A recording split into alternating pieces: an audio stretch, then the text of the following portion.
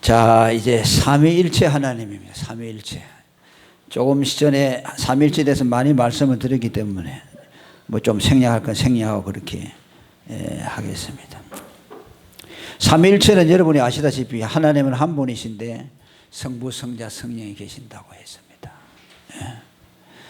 그런데 이 삼위일체 하나님 가운데서도 근본을 우리에게 성경이 말씀하는데 성부 하나님이 우리 신앙의 근원이라고 할 수 있어요. 그러니까 성부 하나님은 영원전부터 계시는 하나님이고, 성자는 아버지 성부로부터 나오시고, 그죠?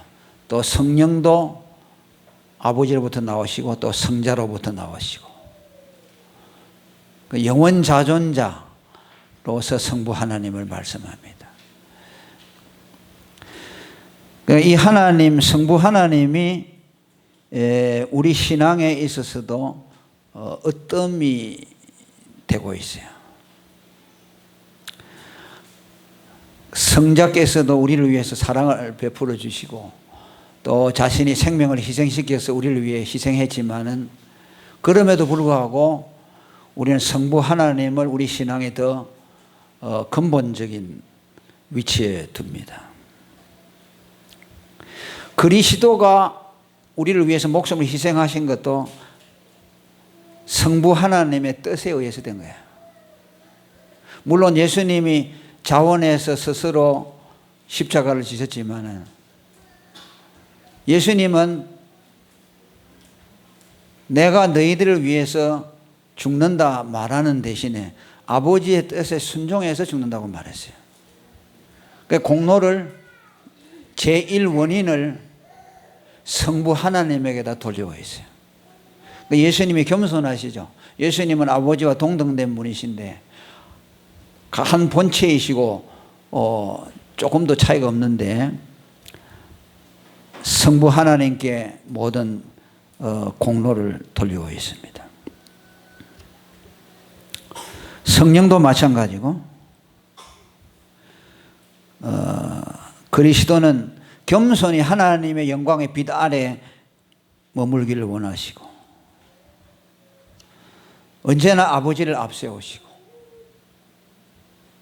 내가 이 세상에 온 것은 내 뜻을 행하려 함이 아니요 아버지의 뜻을 행하려 왔다고 요한복음 6장 32절에 말씀했습니다. 또 자기가 스스로 왔다고 말하지 않고 하나님의 보내심을 받아서 왔다고 요한복음 17장 12절에 말씀했어요. 그러니까 전부 자의로 한 것이 아니고 전부 하나님에게 근원되어서 피동되어서 왔다고 그러죠. 그러니까 예수님은 철저하게 하나님 중심으로 그렇게 우리에게 나타났습니다. 우리가 축도할 때 목사님들이 예수 그리스도는 은혜로 그러죠. 예수 그리스도의 은혜와 하나님 아버지의 사랑과 성령의 교통이라고 말하죠. 그런데 예수님은 자신을 은혜를 베푸는 자로 말하고 성부 하나님은 사랑의 근원으로 말합니다. 그것은 뭐냐? 그것도 낮아짐이에요. 성경에 나오는 가장 높은 지위가 사랑이죠. 사랑은 아버지께 돌리고 은혜는 자기가 차지하죠. 그렇게 자신을 낮추었습니다. 그리고 이 하나님 삼위일체 개념에 있어서 우리에게 가장 나타내는 그 어필되는 부분이 전능하신 하나님 개념입니다. 우리가 사도신경에서 고백할 때도 제일 첫머리가 그러죠. 전능하사 천지를 만드신 하나님 아버지를 내가 믿사오며. 그러니까 하나님 아버지가 제일 먼저 나오고 그분이 전능하신 분이다 라고 말합니다. 그러니까 창조도 하나님의 전능하심에 나온 결과죠. 전능하지 않으면 어떻게 말씀으로 천지 만물을 창조했겠습니까? 전능하심이죠. 그래서 칼빈이라는 신학자도 하나님을 호칭할 때 여러 호칭이 있지만 전능하신 하나님이라고 부르기를 즐거워하셨습니다. 또 구원자로 나타나실 때도 하나님은 전능자로서 구원자가 됐어요. 그분이 전능하지 아니하면 우리를 구원할 수가 없죠. 천지를 창조하실 때도 그의 전능하심으로 창조했고, 우리를 구원하실 때도 그의 전능하심으로 창조했습니다. 그러니까 하나님의 전능성은 두 가지로 말할 수 있어요. 창조의 전능성이 있고 구원의 전능성이에요. 뭐 창조의 전능성은 여러분이 익히 아시다시피 하나님의 만물을 다 하나님의 뜻대로 또 창조하시고, 구속할 때도 하나님의 전능성이 필요하죠. 왜냐하니까 우리를 구원하려면은 죄 없으신 하나님이 성육신 하셔야 되잖아요. 그러면 보통의 생육법이 아닌 방법으로 와야 되죠. 아버지의 핏줄을 받아나면은 아담의 원죄를 타고나기 때문에 우리의 대속주가 될 수 없죠. 그래서 동정녀 마리아의 몸에 성령으로 잉태되죠. 그건 자연의 법을, 출산법을 초월한 거죠. 거기에도 하나님의 전능성이 들어갔죠. 전능하신 하나님이 아니면은 동정녀에게 성령으로 잉태할 수 없죠. 거기에 구원의 전능성이 나타났고, 또 예수님이 죽으시고 부활하실 때도 하나님의 전능하심으로 부활하셨죠. 예수님이 살아나셨다고도 하지만 하나님이 그를 일으켰다고 말했죠. 죽은 자를 다시 하나님이 살리시는 전능하심을 나타냈습니다.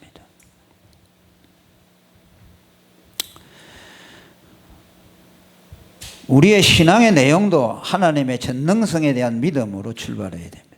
로마서 10장 9절에 보면 네가 내 입으로 예수를 주로 시인하며 하나님께서 그를 죽은 자 가운데 살리신 것을 믿으면 구원을 얻으리라. 그러죠? 죽은 자 가운데 살리신 하나님. 전능성에 대한 믿음. 그것이 우리 신앙의 기본이라고 할 수 있습니다. 우리뿐만 아니라 우리 믿음의 조상 아브라함도 동일한 믿음을 가졌죠. 그죠? 아브라함은 하나님이 없는 것을 있는 것 가운데 부르시며 죽은 자를 살리시는 전능하신 하나님을 믿었기 때문에 자기의 몸이 죽었고 자기 아내 사라의 태가 죽은 걸 알면서도 하나님이 아들을 주신다고 할 때 믿었죠. 하나님의 전능성을 믿지 못했다면 그 믿음을 가질 수가 없죠. 또 하나님이 독자 이삭을 바치라고 했을 때 아들을 바칠 수 있던 것은 죽은 자를 살릴 수 있는 하나님이라는 믿음 때문에 드렸어요. 만일 자기가 아들을 바치는데 하나님이 살릴 것이라는 믿음이 없었다면 그렇게 할 수 있었을까라는 생각이 듭니다. 내가 아들을 잡아서 바쳐도 하나님이 반드시 살려내실 것이다. 그 믿음이 있었기 때문에 순종을 할 수가 있었습니다. 그러니까 우리 믿음의 기본에는 하나님의 전능성이 깔려가 있는 거죠. 그러니까 전능하시니까 우리가 기도도 하죠. 그죠? 하나님 앞에 기도도 하고, 우리 인간의 힘으로 해결할 수 없는 그런 일들을 만날 때에도 우리 하나님 앞에 기도하면서 그분의 도움을 기대하는 겁니다.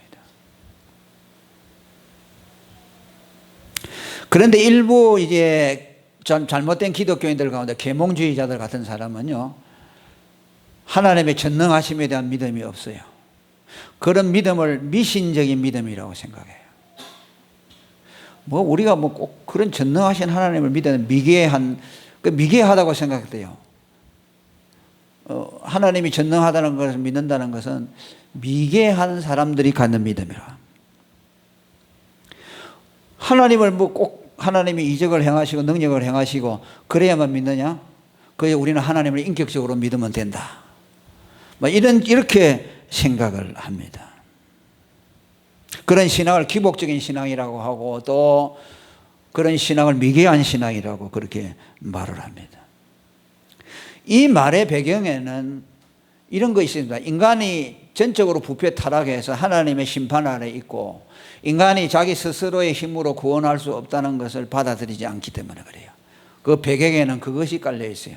자기가 죄인이라는 거, 또 죄인은 하나님 앞에 심판을 받아야 된다는 사실, 이것을 받아들이지 않기 때문에 전능하신 하나님이 필요가 없는 거죠.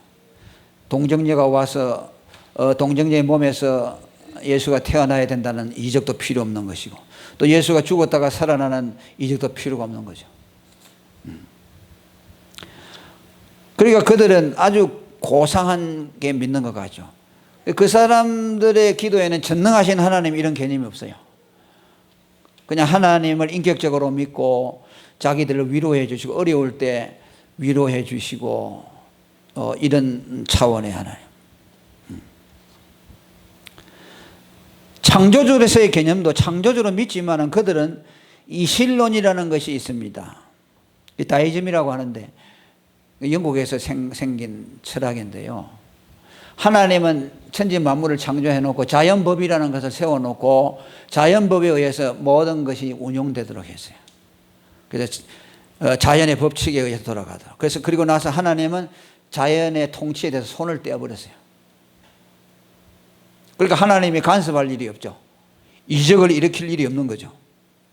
뭐 하늘의 태양을 멈추게 하거나 홍해 바다가 갈라지게 하거나 죽은 자를 살리게 하거나 그럴 필요가 없죠. 다 자연 법칙에 의해서 때가 되면 죽는 것이고, 그건 자연의 법칙이니까 그건 뭐 하나님이 어쩔 수 없다, 그것도. 그게 내버려 두는 것이죠. 그들이 믿는 하나님은 어떤 하나님이냐 하면요, 하나님이 인간이 처한 위기라는 말을 많이, 위기에 처했을 때 그 말 그대로 계몽의 빛, 약간만 빛을 비춰줘 가지고서 그 어려움을 타개할 수 있도록 힘을 주시는 하나님, 위로의 하나님, 이런 정도의 하나님이면 족하다고 하는 거죠. 그리고 하나님이 구원자라는 하나님도 받아들이잖아요. 그건 인간의 위험, 고귀함을 훼손시킨다. 뭐 인간이 구원받아야 될 정도로 그렇게 비참한 존재냐 이렇게 생각해요. 하나님이 그저 약간 도움만 주시면 되고 위로만 해주시면 되지 구원 같은 거는 필요 없다. 그러니까 구원을 받아야 될 인간을 인정하는 것이 자존심이 상하는 거예요. 그러니까 계몽이요, 계몽. 그냥 약간의 빛만 비춰주시는 거죠.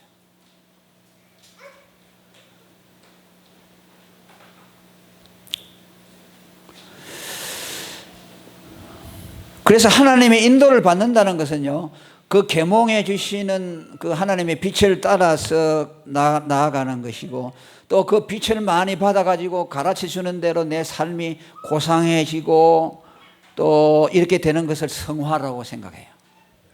그러니까 우리가 생각하는 성화의 개념과 전혀 다르죠.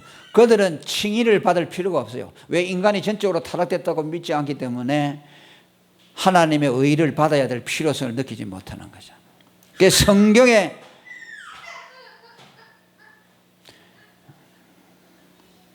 성경의 역할도 뭐냐 하면은 자연 법칙을 잘 깨달도록 인간을 계몽해 주고 성경의 다양한 이야기들에게 나타난 하나님의 개념을 가지고 그들을 위로하고 격려해 주는 것으로 성경의 사명이 있다고 생각해요. 그래서 성경에 나오는 사건들이 많잖아요. 그걸 가지고서 이런 상황에 인간이 처할 때 하나님이 이렇게 위로해 주었구나. 이제 거기에서 교훈을 받아가지고 위로를 받는다는 거죠. 그러니까 우리의 신앙과는 전혀 다르죠. 그런 신앙을 가진 사람들이 많아요. 자유주의 신학자들. 그리고 그들은 자기들이 타락했다는 걸 믿지 않고 구원자가 필요 없고 부활도 필요 없는 것이고 또 칭의를 받아야 될 필요도 없다고 생각합니다.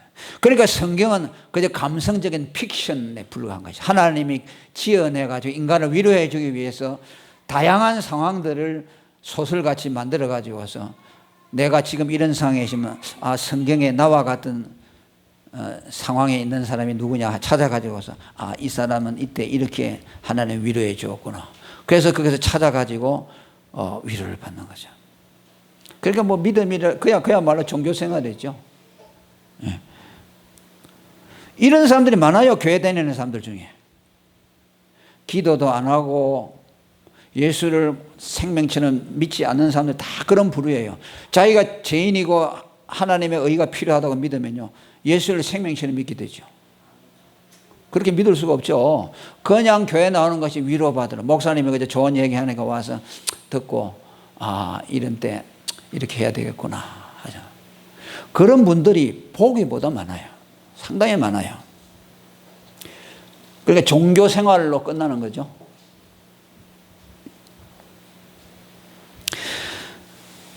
그 다음에 이 삼위일체 하나님은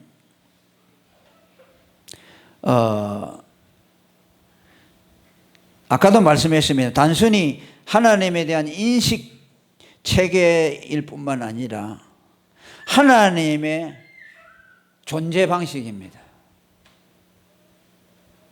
이건 뭐 삼위일체는 우리에게 하나님의 이런 분이다가 이해를 시켜주는 교리적인 신학적인 이론이 아니고 하나님의 존재 방식이에요.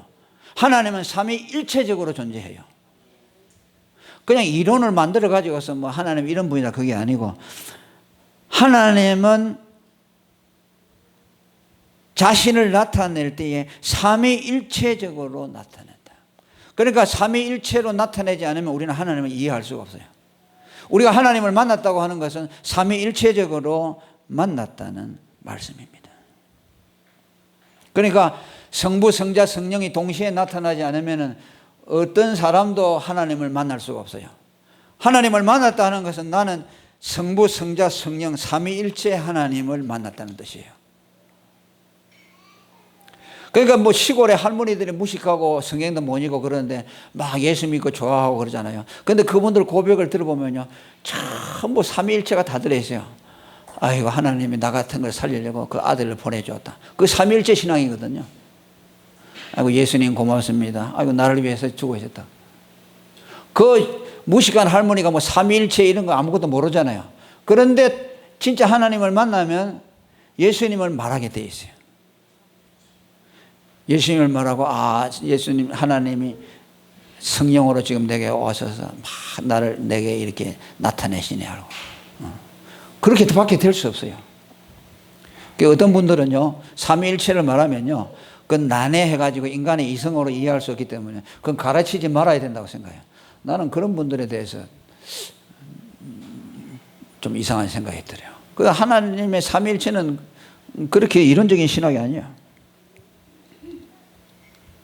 그러니까 성부, 성자, 성령은 서로 같이 계시해줘요. 우리가 아들을 영접하잖아요. 그럼 그 아들이 아버지를 나타내세요, 내 안에서. 그리고 아버지가 나타나면 또 아버지가 우리에게 아들을 나타내, 아들의 사랑을 알게 하고. 그 다음에 성령으로 우리에게 오셔서 하나님이 계시다는가, 하나님의 존재를 나타내요. 그 성령은 누굽니까? 성령은 아버지와 아들을 대신해서 우리에게 하나님을 계시해 주는 분, 우리가 경험할 수 있는 분이죠. 하나님 하늘에 계시잖아요, 그죠? 하늘에 계시고 성자 예수님도 하나님 보좌 우편에 계신다고 그랬잖아요. 그런데 그 하늘에 계신 하나님 우리에게 어떻게 옵니까? 성령으로 오시는 거예요. 우리가 예배 드리면서 하나님의 임재를 기뻐하고 막 예수 믿고 구원의 기쁨이 오는 것은요, 성령이 오셔서 그래요. 아버지와 아들은 하나님 보좌에 계시잖아요. 그러니까 삼위일체적으로 항상 경험되는 거죠. 우리가 찬송가 폐 찬송 부를 때 성부, 성자, 성령께 그래 항상 삼위 하나님을 하잖아요. 그러니까 우리 개신교가 기독교가요 좀 이런 게 약해요.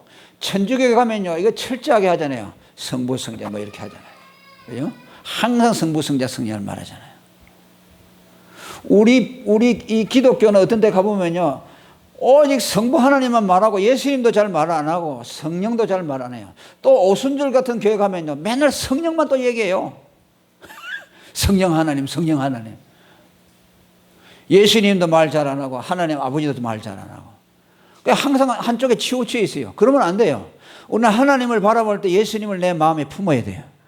예수님의 십자가의 은혜를 품고 하나님을 바라보고.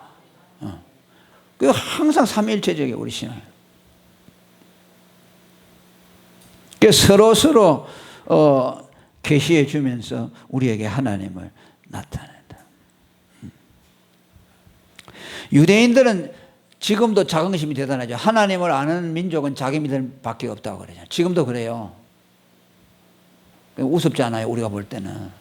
하나님을 모르는 사람들이 하나님. 왜?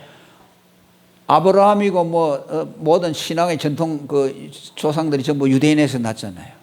선지자들도 그들에게서 났고 예수님도 그들 났는데 그들은 그 신앙 전통을 가져가서 하나님을 안다고 하지만 하나님 모르잖아요. 그 사람들은 지금 다른 하나님을 부르고 있어요. 왜? 예수님을 부인했잖아요. 그럼 예수님을 부인하면 삼위일체를 부인한 거예요. 그럼 삼위일체 하나님은 아니면은 그 하나님은 하나님이 아니에요. 그건 마귀예요. 그들이 부르는 이름은 하나님이라고 하지만 하나님이 아니에요.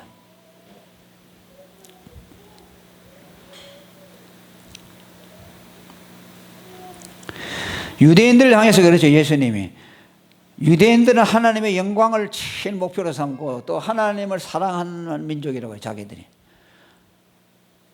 하나님을 사랑한다고 하죠. 왜? 마음을 다하고 뜻을 다하고 목숨을 다해 주 너희 하나님을 사랑하라. 신명기에 말씀했잖아요. 주 너희 하나님은 유일하신 하나님이니 그의 세 말을 말해놓고 그 다음에 뭐예요? 마음을 다하고 뜻을 다하고 목숨을 다해 하나님을 사랑하라. 이게 그들이 가장 중요하게 여기는 거죠. 그러니까 하나님을 사랑하는 것이 그들의 의무이고 또 그것은 자기들만이 가지고 있는 특권이라. 이 세상에서 하나님을 사랑하는 민족은 유대인밖에 없다 그래요. 그럼 그들이 하나님을 사랑하느냐? 그것도 거짓말, 그것도 사랑이 아니에요. 왜? 예수님을 죽였잖아요. 예수님이 누굽니까? 하나님이잖아요. 하나님을 죽여놓고 하나님을 사랑한다고 하니까 모순이죠. 그래서 요한복음에 보면요, 너희가 나를 사랑한다고 하지만 너희가 나를 사랑하면 뭐라 그랬어요? 나를 믿었을 것이다 그랬어요. 나를 믿지 않기 때문에 너희는 하나님을 사랑한 것이 아니다. 예. 그러니까 신앙이 얼마나 잘못됐어요. 예수님을 모르면 하나님 모르고 예수님 모르면 하나님의 영광을 모르고 예수님 모르면 하나님의 사랑도 모르고 하나님을 사랑할 수 없어요. 우리는 예수를 믿음으로 하나님을 사랑하는 거예요. 예. 하나님을 가장 사랑하는 게 뭐입니까? 예수님을 믿는 것이요.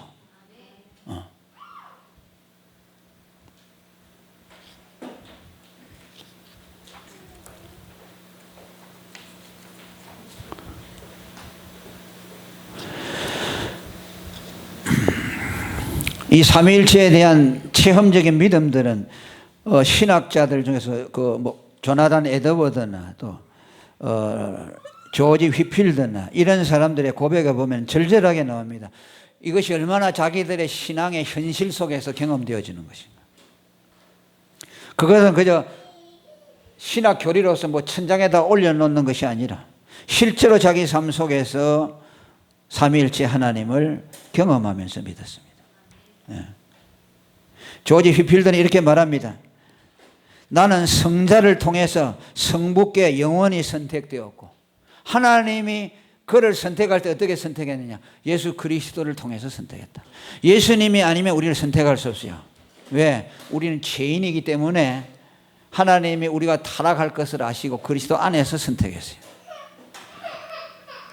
죄인은 하나님의 선택을 받을 수가 없어요. 왜? 죄인은 하나님께 가까이 갈 수가 없어요. 죄인은 하나님이 사랑하지만 옆에 올 수가 없어요. 그러니까 구원을 하고 사랑하려면 그리스도를 통해서 해야 돼요. 그리스도 안에서 선택해 줘야 돼요. 그죠? 그리고 보혜를 믿는 성자의 보혜를 믿는 믿음으로 말미암아 값없이 의롭다함을 받으며 그 결과로 성화되며 끝까지 보존되고 영화롭게 된다고 말씀합니다. 어떤 인간도 또는 마귀도 이 원리들을 서로 떼어놓지 못한다고 말씀합니다. 조나단 에드워드는 이런 말을 하고 있습니다. 내가 삼위일체를 생각하면 성부, 성자, 성령 삼위로 존재하시는 하나님을 한껏 찬양하고 싶은 생각에 빠지게 된다. 삼위일체를 생각하면 성부 하나님, 성자 예수님, 성령 하나님 막 새 인격에 대해서 찬송하고 싶은 마음이 생겨난다 그랬어요. 그냥 뭉뚱그려서 하나님이 아니고 개별적으로 각 인격에 대해서 그 인격이 나를 위해서 해주신 일들을 생각하니까 개별적으로 그 인격에게 막 영광을 돌리고 싶다. 우리도 그런 때가, 그런 생각이 들 때가 있죠. 예수님 은혜 생각하면 목숨을 바쳐서 우리를 구원해 줬고, 또 하나님 아버지는 그 아들을 보내주어서 우리를 구원하시고 창세전에 예정해 주시고 성령이 오셔서 아버지의 사랑을 알게 하시고 그리스도의 구속의 진리를 믿어지게 하시고 내 안에 하나님과 그의 사랑을 나타내게 하신다. 그러니까 새 인격이 얼마나 존중하고 고귀합니까? 실제적인 경험이죠. 실제적인 신앙 고백이 되는 것입니다.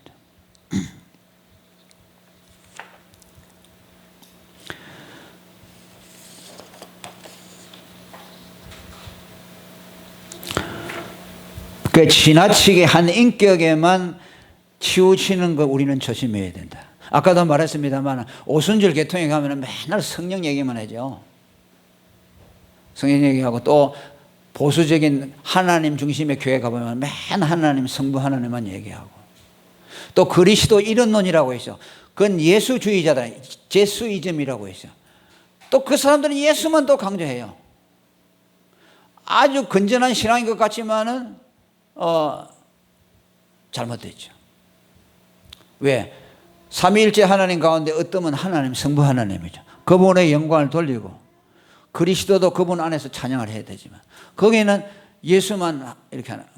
그게 이제 신정통주의자들 또 루트파의 일부 같은 사람들도 그런 말합니다. 그러니까 우리가 보면 예수만 막 말하니까 그게 옳아 보이지만은 또 거기에도 이렇게 잘못된 거 있어요. 그러니까 언제나 조심해야 돼.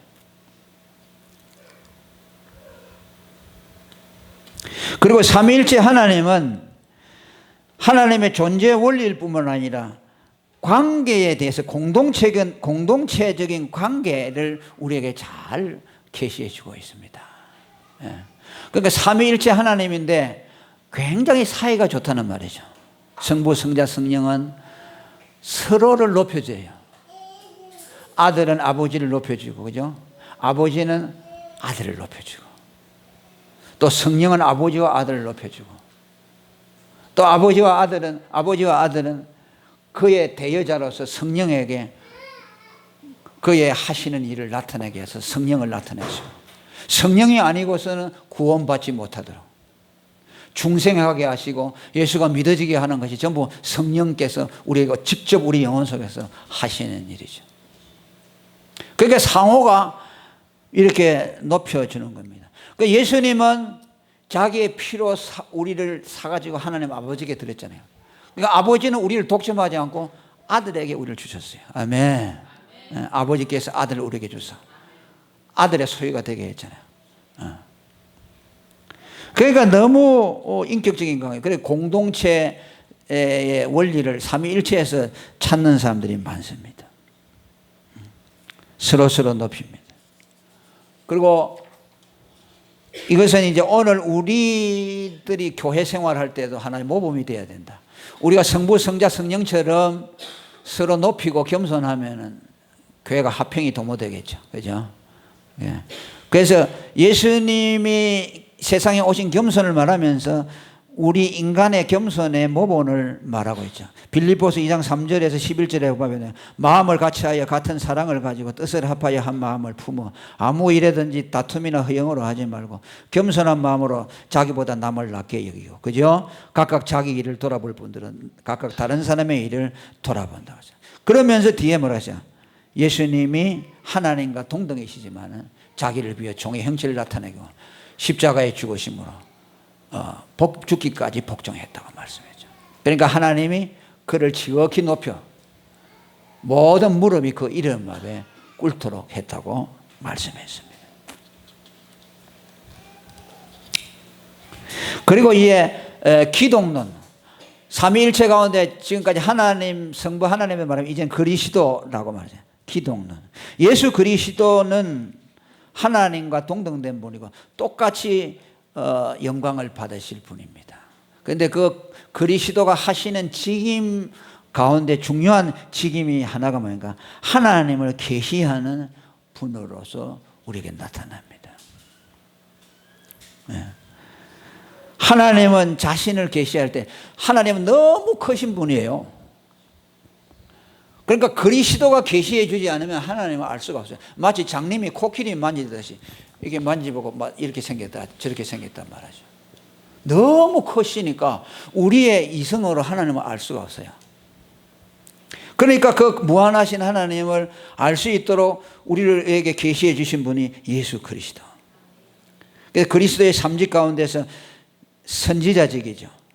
왕직과 제사장 선지자인데 선지자는 하나님을 나타내시는 분이죠. 아까도 말씀했습니다만 그분이 창세 전부터 로고스 말씀으로 계신 것은 하나님을 계시해 주기 위해서. 그러니까 오늘로 쉽게 말하면 예수님이 하나님에 대해서 알 수 있는 이성적인 개념을 예수님이 주었어요.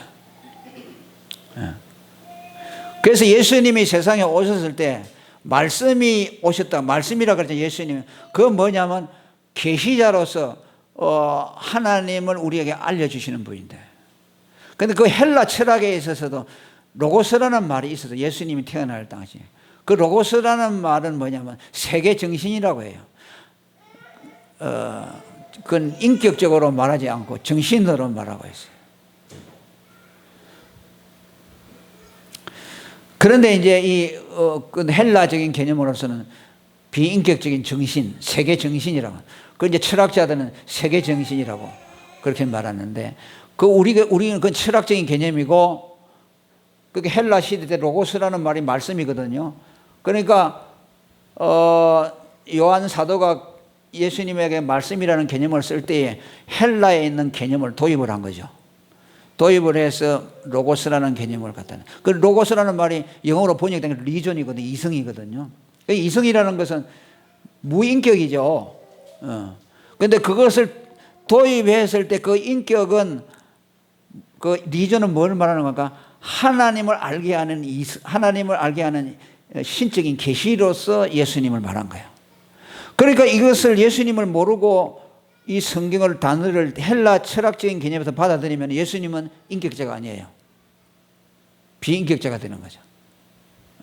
그러니까 그런 것도 이제 곡해하는 사람들이 많죠. 근데 그래서 예수님은 말씀으로서 로고스로서 하나님을 계시해 주신다고 말씀합니다.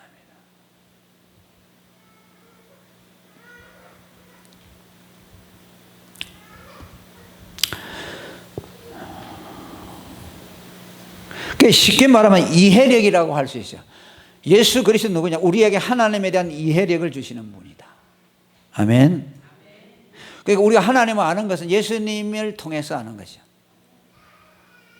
그러니까 지금 유대인들은 예수님을 통하지 않고 하나님을 안다고 하잖아요. 그러니까 하나님을 알 수 있어요, 없어요? 모르죠. 그 사람들은 장님 코끼리 되면서 그냥 하나님을 알고 있으니까 하나님을 전혀 다른, 성경이 말하는 전혀 다른 하나님은 그저 군주적인 독재자, 그저 자기 마음대로 하시는 그런 신으로서, 개념으로서 가지고 있는 거죠.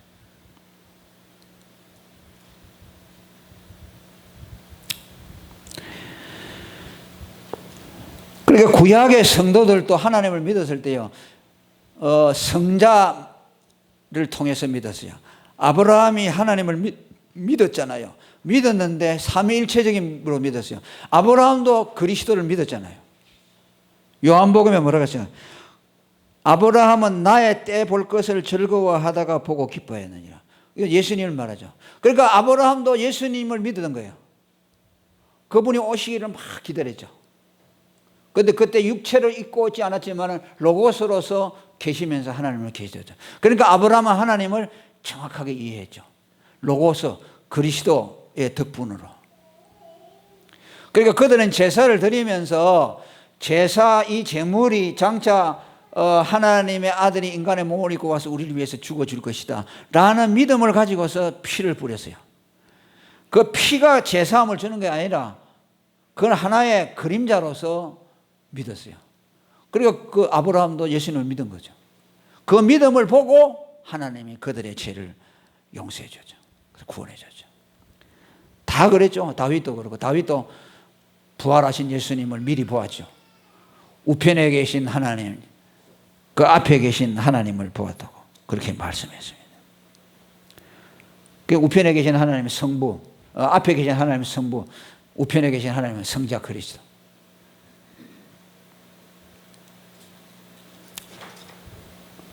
그리고 그 성부, 성자, 성령은 동시적으로 우리에게 나타납니다. 그러니까 이제 우리가 이런 생각이죠. 예수님을 통해서 하나님께로 나아간다. 예수님이 중보자라고 하잖아. 그러니까 예수님을 먼저 만나고 하나님을 먼저 만나. 이렇게 생각하죠. 그러니까 시간차가 있는 것을 생각하죠. 그죠? 예컨대 뭐 예수님이 다리다. 무슨 저 브릿지 전도 같은 거 보면 뭐 예수님이 다리로 해가지고 하나님과 우리 사이에 끊어지는데 다리를 놨다. 그리고 저 다리 건너편에 하나님이 있다. 그러니까 우리가 하나님께 가려면 예수님은 다리를 밟고 하나님께 간다. 그러니까 먼저 예수님을 만나고 다리를 만나고 하나님께 만나. 시간차가 있는 것 같죠? 시간차가 없어요. 대부분 그렇게 생각하잖아요. 예수님에게 가면 바로 거기 하나님이 계세요. 아멘. 예수님을 만나면서 동시에 하나님을 만나요. 왜? 예수님 안에 하나님이 계시니까. 시간차가 없어요. 그러니까 삼위 하나님을 만나면 동시에 만나는 거예요. 시간차가 없어요. 이걸 이제 나누어 가지고 생각하니까 세대주의 같은 게 나오죠. 구약에는 성부 시대고 신약에는 예수님 시대고 말세에는 성령 시대고 이래 가지고 지금은 성령이 역사하고 예수님 당시는 예수님만 역사하고 이래 가지고 막 엉망진창을 만들었죠. 세대주의자들이 많아요. 그렇지 않아요. 구약에도 그렇고 다 삼위일체적으로 동시에 만났지. 그렇게 되면은 삼위일체 안 하고 신약에는 예수님만 나타나면 어떻게 하죠? 그 삼위일체가 아닌데 그 하나님이 아니죠. 다윗도 그랬잖아요. 주의 신을 내게서 거두지 마소서. 성신이 계셨잖아요. 아멘. 창세기 1장에도 하나님의 신이 수면에 운행하시더라. 말씀이신 그리스도로 천지를 창조하실 때 거기 성령께서 함께 하셨어요. 삼위일체. 그러니 또 아들에게서 나오시는 성령이 또 따로 계시죠. 그 보혜사 성령이라고 하죠.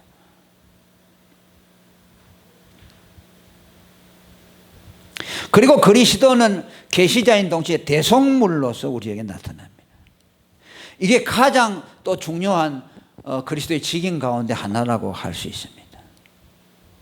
대속자는 뭐입니까? 대속자는 하나님과 우리 사이에 원수되었던 것, 죄로 인해서 원수되었는데 우리 죄를 대속함으로 하나님과 우리를 화목시켜 준 거죠. 그러니까 그리스도는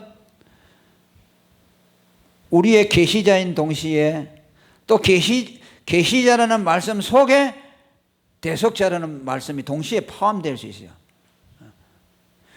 어떻게 계시합니까? 예수님의 피로서 우리 죄를 씻어주니까 하나님이 알려지는 것이죠. 그러니까 예수님은 계시자인 동시에 대속자이죠. 그분이 피를 흘려서 우리에게 대속자가 안 돼주면 하나님은 못 알려지니까. 그러니까 다 같은 개념이죠. 중보자의 개념이라는 것도 마찬가지죠. 그래서 우리가 죄로 눈이 어두워져서 보지 못했던 하나님을 보게 되고 죄로 죽었던 영혼이 다시 살아나서 하나님을 보게 된다. 뭐 다양하게 표현이 되어 있어요. 그래서 성경에 보면 죄가 우리를 죽게 만들었다 하고 죄가 우리를 소경되게 만들었다. 그 말은 다 같은 말이죠. 우리가 죄로 죽었기 때문에 하나님에 대해서 깜깜해졌다. 하나님을 알 수 없게 됐다는 게 그것이 죽음이고, 그죠? 소경이 됐다는 거. 우리가 죄를 지었기 때문에 하나님을 볼 수 없고 죄가 하나님과 우리 사이를 가려오기 때문에 그러니까 우리가 소경이 되어버린 거죠. 그러니까 죽었다는 말이나 소경되었다는 말이나 다 같은 말이죠. 그러니까 여러분들이 성경에 볼 때 막 다양하게 표현이 있으니까 뭐 헷갈리지만은 가만히 들여다보면 거의 다 똑같은 말씀이에요.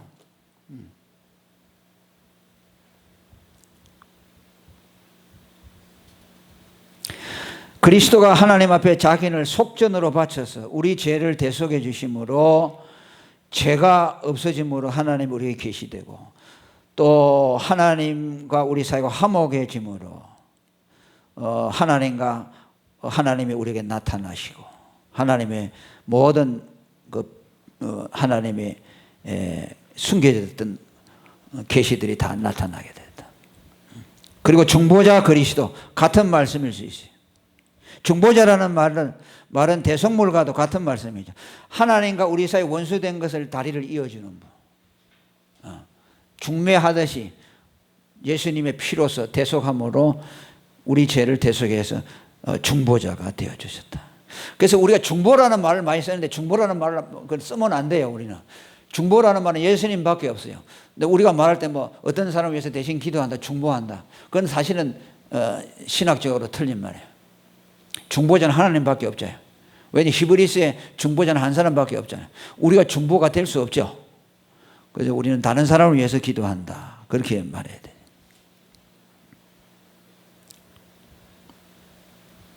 그 다음에 이 중보자 개념을 할 때 매개자와는 구별시켜야 된다. 매개자라는 것은 뭐냐니까 어떤 물체가 두 개 있을 때 그걸 이어줄 때 매개하는 것이죠. 그러니까 거기는 인격이 필요 없는 것이죠. 그런데 예수 그리스도는 중보자니까 매개체가 아니죠. 매개체가 아니고 인격을 가지신 분이니까 그분은 하나님과 우리 사이를 엮어준다는 자의식을 가지고서 인격자로서 그 일을 행했죠. 예를 들면 뭐 전기선이 끊어졌는데 그 선을 중간을 갖다 선을 넣어가지고 이어줬다. 그 매개되는 거죠. 근데 예수님은 그런 뜻이 아니에요. 그냥 하나님과 우리 사이가 끊어졌으니까 예수님이 그냥 이어줬다, 그런 개념이 아니고 인격자로서 자발적으로 자기의 목숨을 대속물로 내어놓고 하나님 아버지를 만족시키려는 자발적인 의지와 또 우리를 살리려고 하는 그 사랑의 마음이 그 복합적으로 이루어져서 자발적으로 자기가 대속물이 된 거죠. 인격적인 것이죠.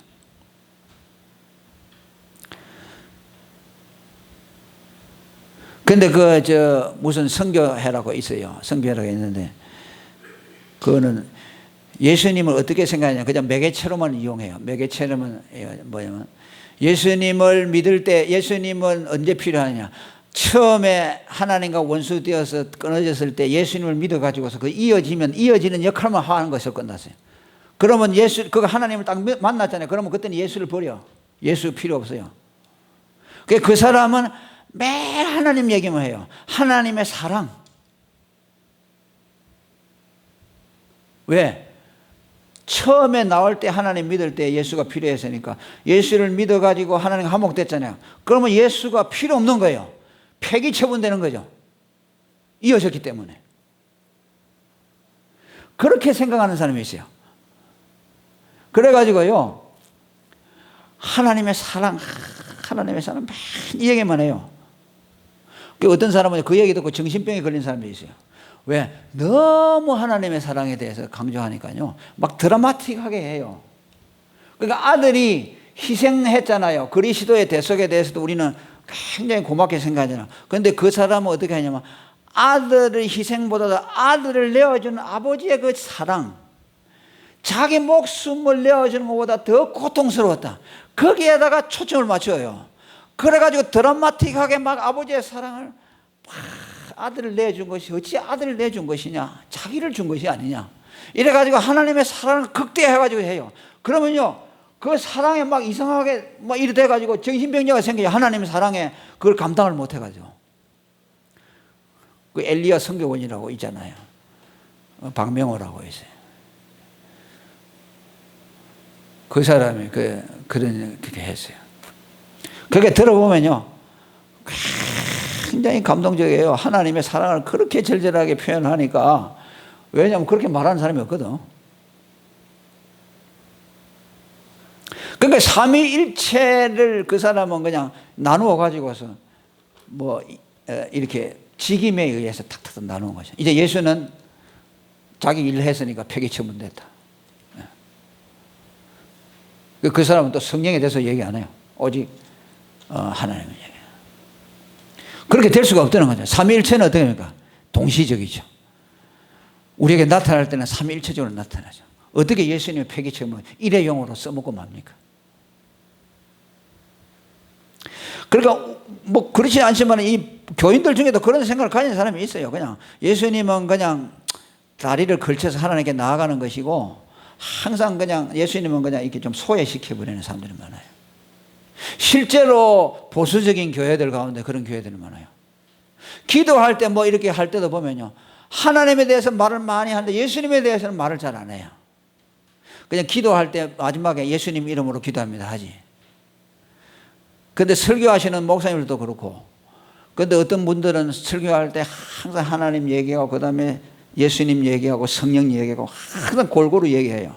그런 분들은 삼위일체를 이해하는 분들이에요. 그렇게 얘기하는 분들이 많지 않아요. 저도 많이 들어보면요, 한쪽에 치우쳐 있어요. 그런데 삼위일체 신앙을 정확하게 이해하면요, 그렇게 말할 수밖에 없어요. 꼭 예수님 얘기하고 그 다음에 성령 얘기. 왜? 삼위일체가 내게 지금 와 있거든. 내게 와서 삼위일체를 계시해 주니까 어떻게 얘기 안 하세요? 아, 이분도 이 인격, 이 성령도 말씀해 드려야겠다. 서운하시겠다. 또 예수님도 말씀해 드려야겠다. 이런 생각도 또 의도적으로 일어나요.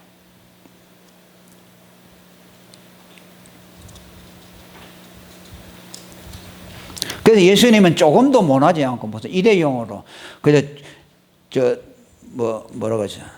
매개체 뭐 이런 식 정도로 한다면은 그건 예수님을 못 오가는 거죠. 예수님은 예외의 대상입니다. 아멘. 계시록에 보면요, 보좌에 앉아 계시니와 어린 양에게 예배 드렸잖아요.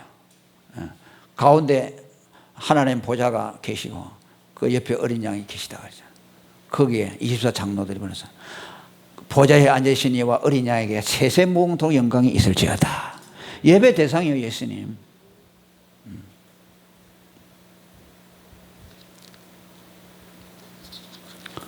그래서 여러분, 예수님을 그냥 뭐 매개체 정도로 생각하고 그렇게 하지 말고 언제나 여러분 신앙에 예수님을 소중하게 존치시키시고 여러분 신앙에 늘 삼위일체 하나님이 자리하도록 그렇게 해야 합니다. 그리고 그리스도의 죽음에만 있는 생명에 대해서 말해요. 예수 그리스도는 우리에게 생명을 주실 때에 그의 죽음을 통해서 생명을 주시고 그의 죽음을 통해서 삼위일체 하나님을 계신다. 아까도 뭐 잠시 얘기를 했습니다. 구약에서 짐승의 피를 하나님께 바친 것은 장차 그리스도가 오셔서 택자의 죗값으로 자신의 피를 하나님께 바칠 것을 예표한 것입니다.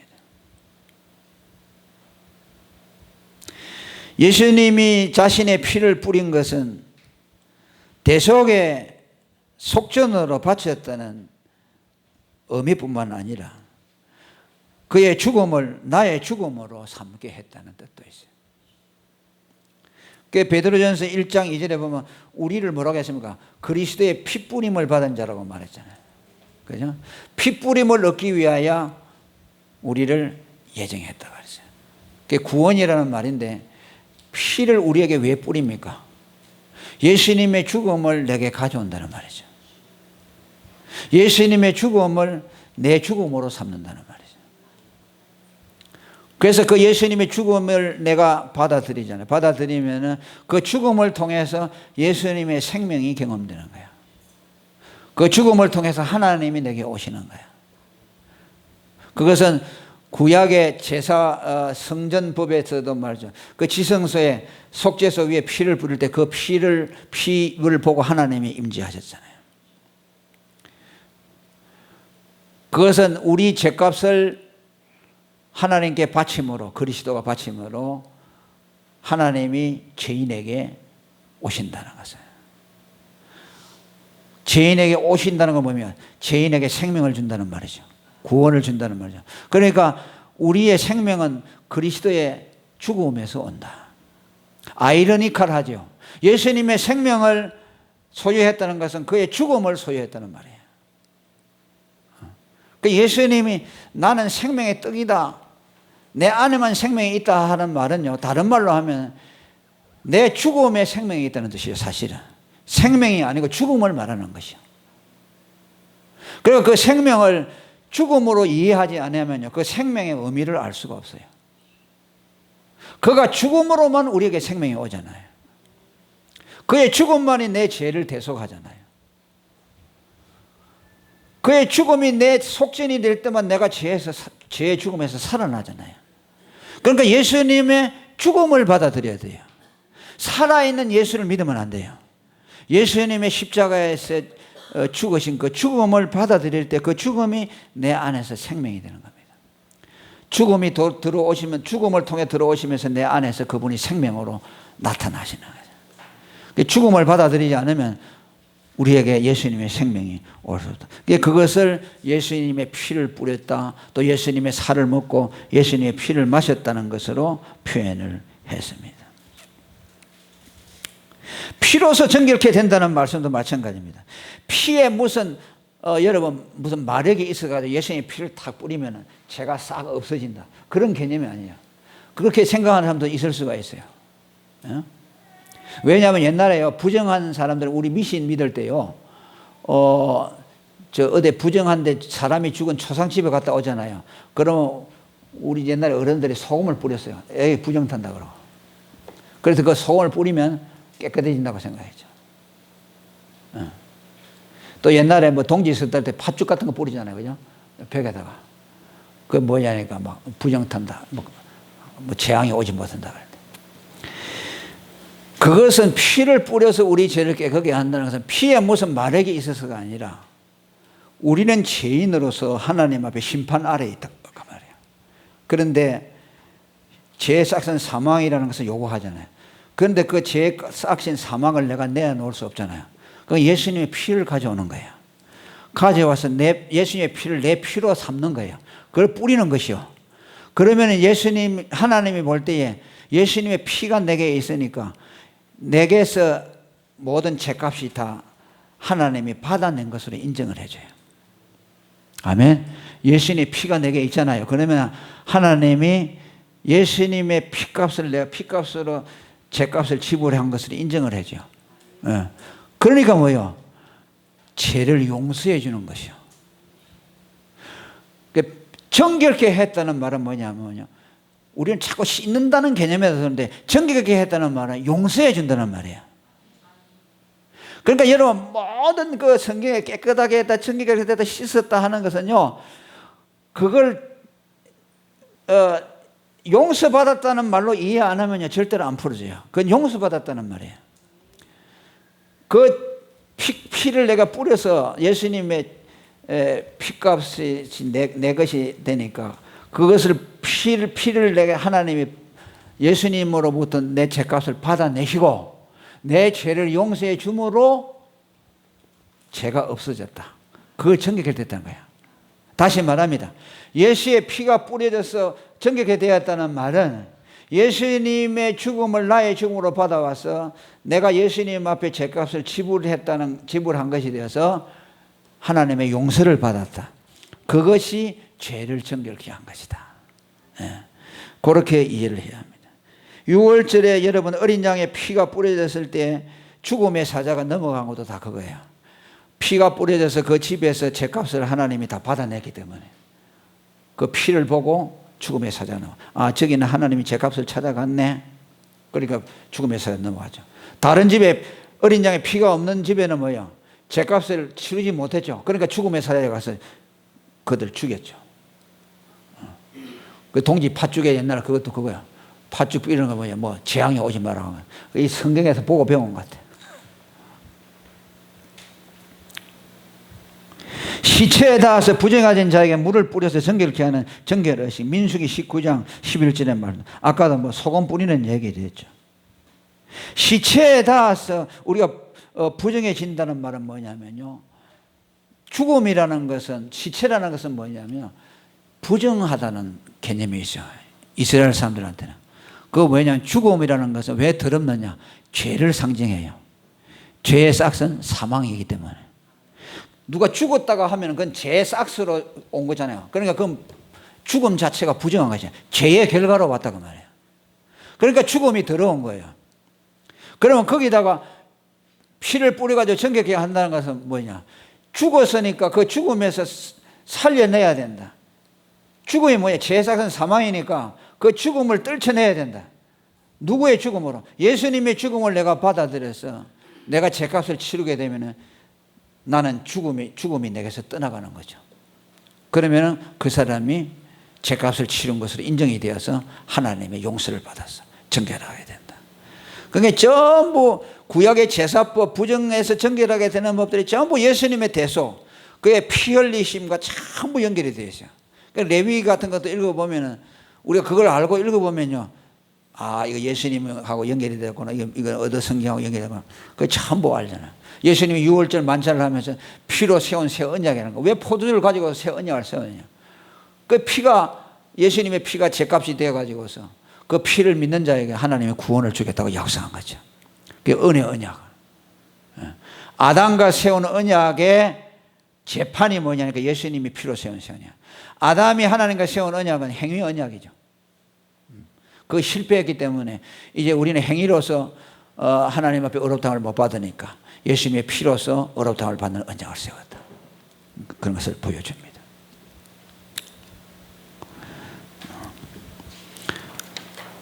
몇 분 지났습니까? 시작이 몇 시에 했어요? 예? 20분이에요? 시간 다 됐네. 좀 슬슬 넘어가서 이제 삼위일체 하나님으로서 성령과 믿음.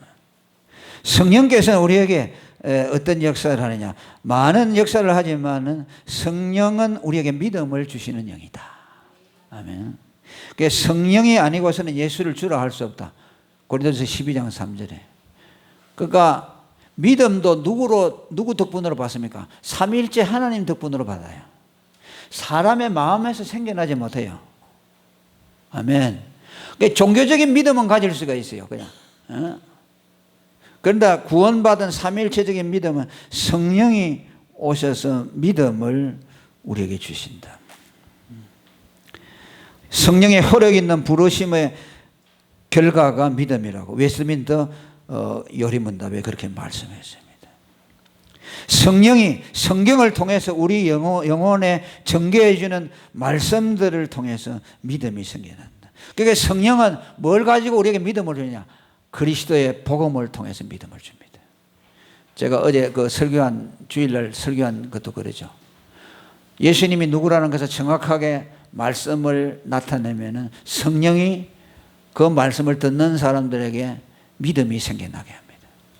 아, 저분을 믿으면 구원을 받겠다는 믿음이 생겨나요. 그러니까 반드시 예수님이 누구라는 것을 정확하게 말해줘야 돼요. 성령은 교사인데 뭘 가지고 가르치느냐? 텍스트를 가지고 가르치는데 그 텍스트는 예수는 그리스도시요 살아계신 하나님의 아들이다. 그분은 사람의 몸을 입고 우리를 위해 죽으신 하나님의 아들이다. 그것을 말하면 성령이 와서 그 사람 속에 아, 예수를 믿으면 구원 얻겠다는 믿음이 생겨요. 그래서 성령은 믿음을 주는 영이시고 또 거꾸로 믿을 때 성령이 또 역사한다. 성령으로 말미암아 예수를 믿었잖아요. 그러면 또 내가 믿음을 자꾸 의지하는 생활을 하잖아요. 그러면 성령이 내 안에서 계속 역사해가지고 하나님을 나타내죠. 제가 아까 복음을 전할 때 하나님을 경험했다 그랬잖아요. 그게 그렇잖아요. 복음을 가지고 계속 내가 믿음의 고백을 하고 예수님이 나를 위해 주신 하나님의 아들이라는 믿음의 고백을 하면요, 성령이 삼위일체 하나님에게 계속 계시해 주어서 내가 너를 사랑한다, 내가 너와 함께한다, 내가 너를 버리지 않는다, 그걸 자꾸 나타내는 것이죠. 그러니까 성령으로 인해서 예수를 믿고 또 믿음을 통해서 계속 하나님 성령의 감화 감동 역사가 일어나는 거죠. 그러니까 믿음이 가장 중요해요. 아멘. 믿음, 소망, 사랑 가운데서도 믿음이 먼저잖아요. 사랑이 중요하지만 사랑이 먼저가 아니에요. 믿음이에요. 그렇잖아요. 믿음, 소망, 사랑 항상 있을 것이죠. 믿어야 소망이 생겨나고 믿어야 사랑이 생겨나고. 그 믿음이 중요해요. 그리고 이 성령은 우리 안에 내주하시는 하나님이라고 말합니다.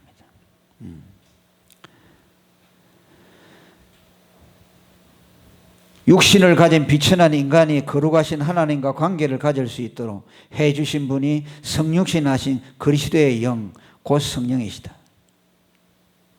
육체를 입으신 성자로부터 나오신 성령은 하나님의 깊은 것까지도 통달하실 분들은 성도의 사정을 알아주시며 성도 안에 거하신다.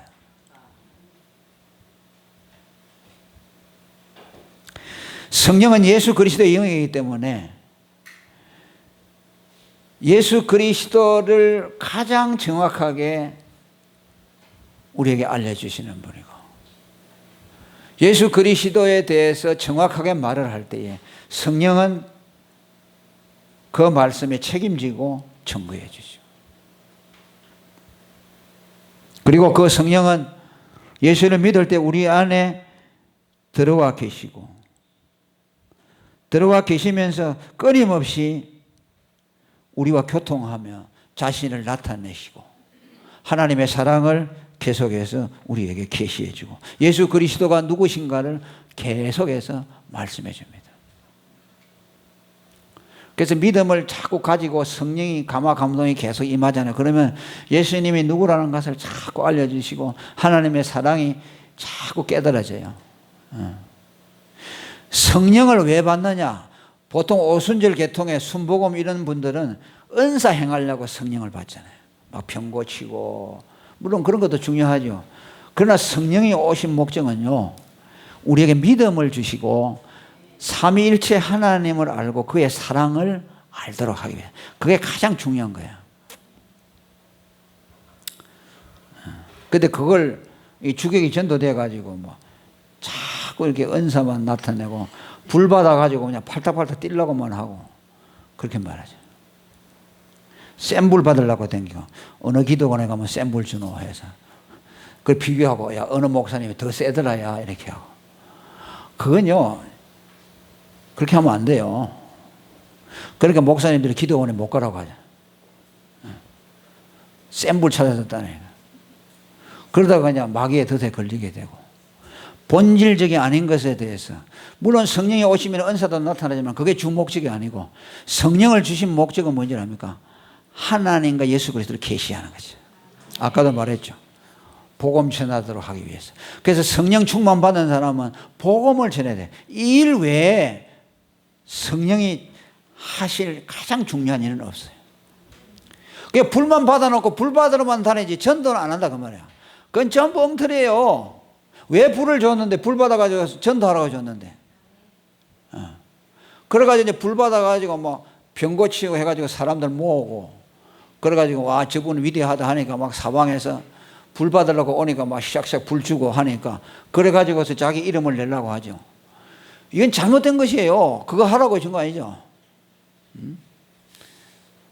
복음을 전해야 돼요. 성령을 받은 사람.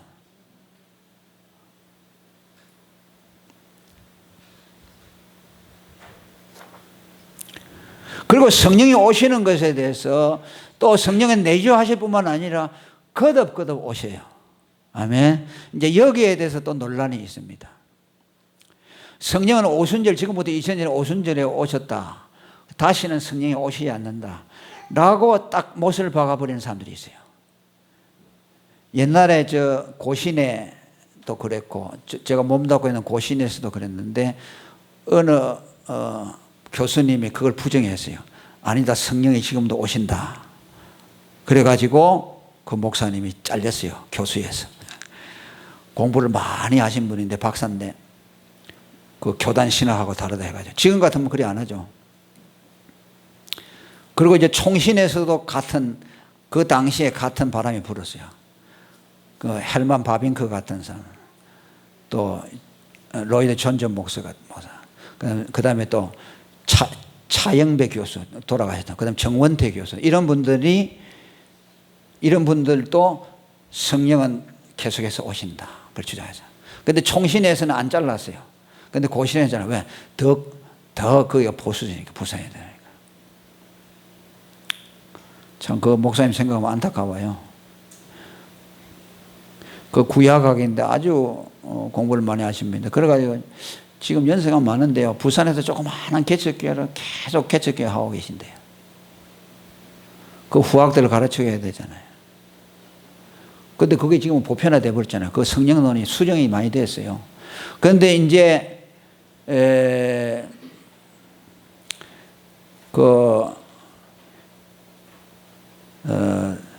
총신에서는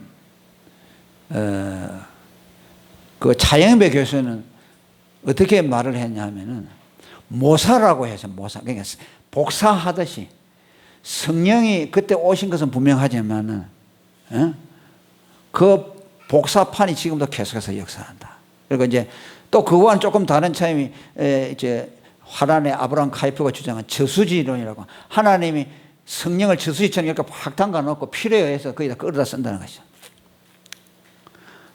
뭐 비슷하기도 하고 다르기도 한데, 근데 차영배 교수가 주장한 것이 좀 더 많이 설득력이 있어요. 그런데 그 성령의 단회성을 부정하는 사람들의 논거가 뭐냐 하면요, 한 번 오셨는데 왜 오시느냐는 거죠.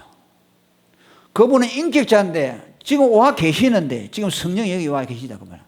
근데 또 온다. 어떻게 오실 수가 있냐, 인격자인데. 그런데 성경이 계속 오시는 분은 지금 와 계시지만 또 오신다. 반복적으로 오신다는 거죠. 그런데 그것을 이제 상세하려고 약간 비트는 것이 이제 차영배 교수가 모사라고 그렇게 해석했어요.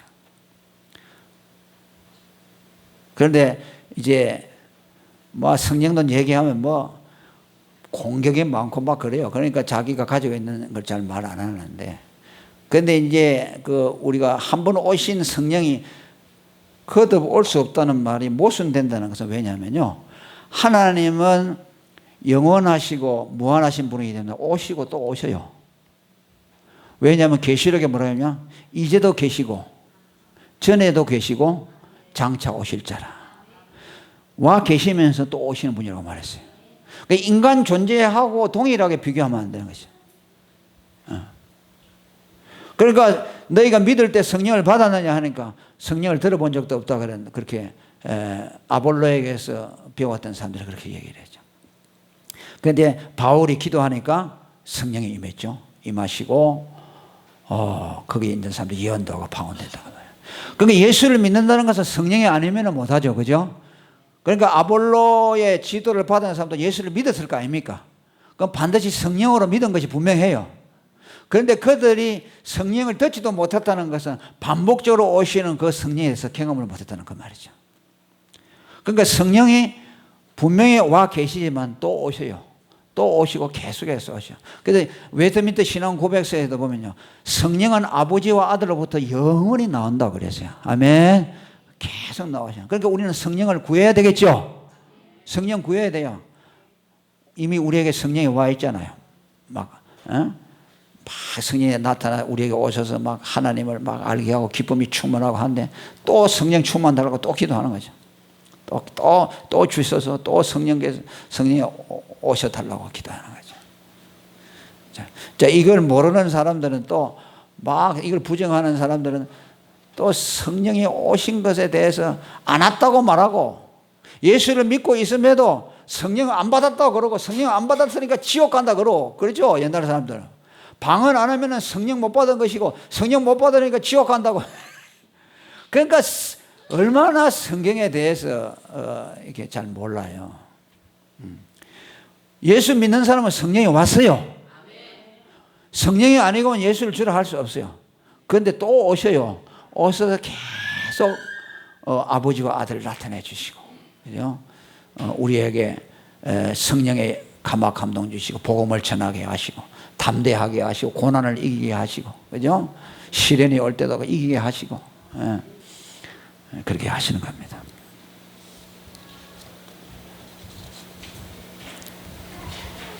그 다음에 성령 부으심의 목적입니다. 조금 전에도 말씀했습니다만, 성령을 부으신 목적은 복음을 전하도록 하기 위해서, 그리고 우리와 함께 하시기 위해서. 그래서 예수님이 이름이 두 가지지요. 뭐입니까? 이름을 예수라 하가, 그러니까 예수님이 탄생하기 전에 이름이 없었죠. 엄마 뱃속에 피덩이리 있는데 꿈에 천사가 나타나서 이름을 예수라라. 그러니까 예수라는 이름이 그때 처음 나타났죠. 구약에는 안 나타났죠. 그리고 또 하나의 이름을 뒤에 나오죠. 임마누엘이라 하라. 왜? 하나님이 저와 함께 하신다. 그러니까 그 두 말은요 뗄 수가 없어요. 예수가 우리를 죄에서 구원하잖아요. 그러면 우리 죄가 다 구속받잖아요. 그럼 그때부터 하나님이 성령으로 우리 안에 내주하세요. 그러니까 구원받은 사람은 반드시 성령이 오시는 거예요. 임마누엘 하는 거죠. 그러니까 성령이 하시는 중요한 역할이고, 그리고 그 성령이 안에 거하시면서 끊임없이 아버지와 아들 하나님의 사랑을 계시하면서 그 다음에 복음을 전할 수 있도록 계속 우리에게 역사합니다. 복음을 전하도록 권면하고, 또 복음을 전할 때에 복음을 말하는 그 입술에 성령의 기름 부어져서 하나님의 그 복음을 깨닫도록 듣는 사람이 믿어지게 하시고 말하는 사람이 막 감동이 오고 확신에 차도. 아까 존 번연이 말한 것처럼 막 예수의 공로로 값없이 구원받는다고 하니까 천사가 와가지고서 그냥 그를 붙드는 것처럼 막 그런 경험이 우리에게 오고 하나님을 나타내시고 그렇게 하는 겁니다. 자, 끝. 이렇게 하고 두 번째 시간을 마치겠습니다. 감사합니다. 아이고, 너무 많이 했네 또. 미안합니다.